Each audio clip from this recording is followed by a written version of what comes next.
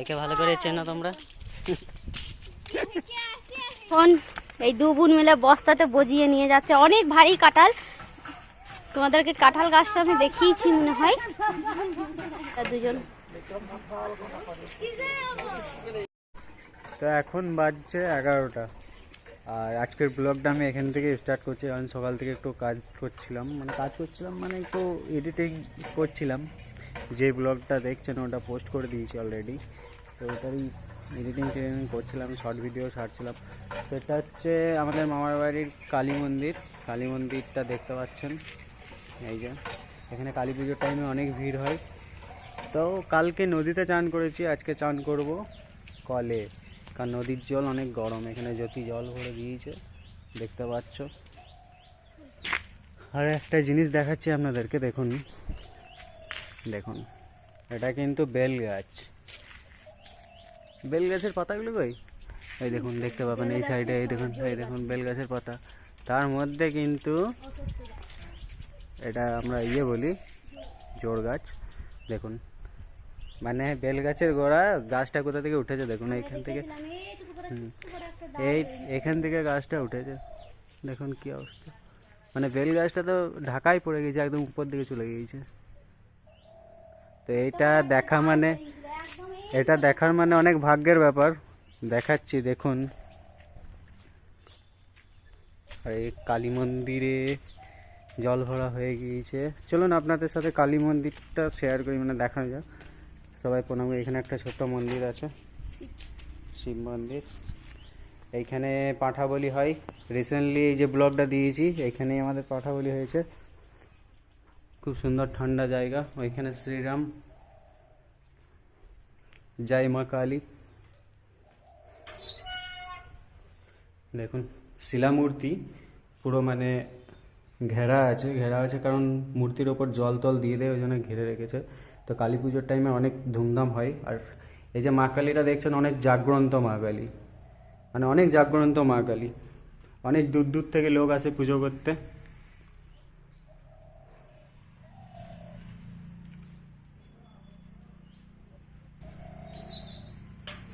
তো আজকে অনেক গরম লাগছে, জল ভরা হয়ে গিয়েছে।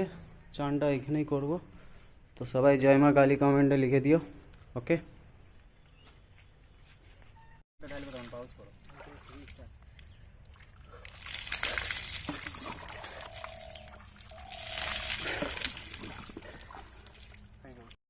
তো এখনই জাস্ট চান করে এলাম। আর এইদিকে চিনতে পারছো একে?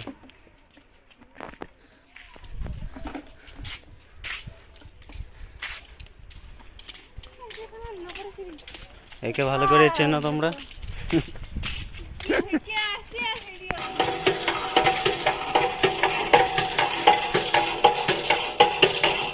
দেখুন 100 বার টিপতে হয়েছে, তবে একটা বালতি ভর্তি হচ্ছে।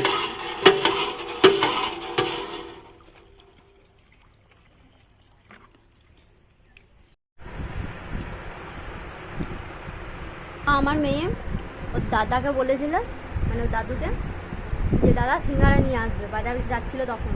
তো ওর জন্য স্পেশাল সিঙ্গারা নিয়ে এসছে, ওখান খাচ্ছে বসে। এখন বাজে দুপুর 12:30। 12:30টার সময় সিঙ্গারা খেয়েছে।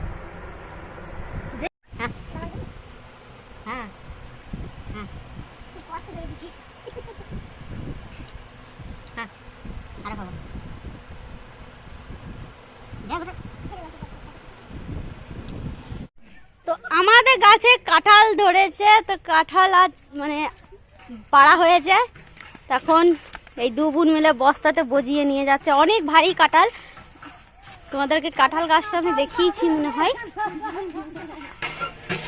এইখানে দুটো কাঁঠাল রাখা রয়েছে, এরা দুটোই নিয়ে এসছে। এত ভারী যে হাঁপিয়ে গেল এরা দুজন। কাঁঠাল এইখানে কাটা হয়ে গেছে, খানিকটা বড় মা নিয়ে যাবে, তারপর একটা আমরা নেব আর একটা মাসি। জল দেখুন, মানে অতটা জল নেই, জল ছিল অনেক। ওই যে কচু গাছগুলো দেখছেন, এই কচু গাছগুলো পুরো ভর্তি হয়ে গিয়েছিল জলে, এখন অতটাও জল নেই। আর এইদিকে কুলেখাড়া শাক অনেক হয়, মানে কেউ খায় না তুলে নাকি। কুলেখাড়া শাক এদিকে অনেক হয়, কিন্তু তুলে কেউ খায় না। হ্যাঁ, মানে এদিকে শাকটা খেতে পছন্দ করে না, কিন্তু আমাদের বাঙালি দেখুন কুলেখাড়া শাক, নদীর ধারে এত এত কুলেখাড়া শাক ধরে আছে দেখুন। শুধু কুলেখাড়া শাক নয়, এই যে কচুরগুলো দেখে মনে হবে কি কেউ চাষ করেছে, কিন্তু প্রত্যেক বছর কি 12 মাসই কচুর গাছগুলো থাকে নাকি, 12 মাসই কচুর গাছগুলো এরকম হয়ে থাকে দেখুন। আর খেজুর গাছগুলো তো মনে হয় কারেন্টের তার লেগে আগুন ধরে গিয়েছিলো, পুড়ে গিয়েছিলো। আর দুর্গা পুজো মানে তো কাশফুল, বলাই যাবে না। প্রত্যেক নদীতে কাশফুল না থাকলে দুর্গা পুজো কী করে মানায়। অনেক কাশফুল ফুটেছে। তো এখন বিকেল কটা বাজছে, এখন বিকেল 5টা বাজছে, আর 5টার সময় মানে মেঘলা মেঘলা করে এসছে। এখন রাত 8টা 15 বাজছে, কারেন্ট আছে কিন্তু বাইরে কেউ কোথাও নেই।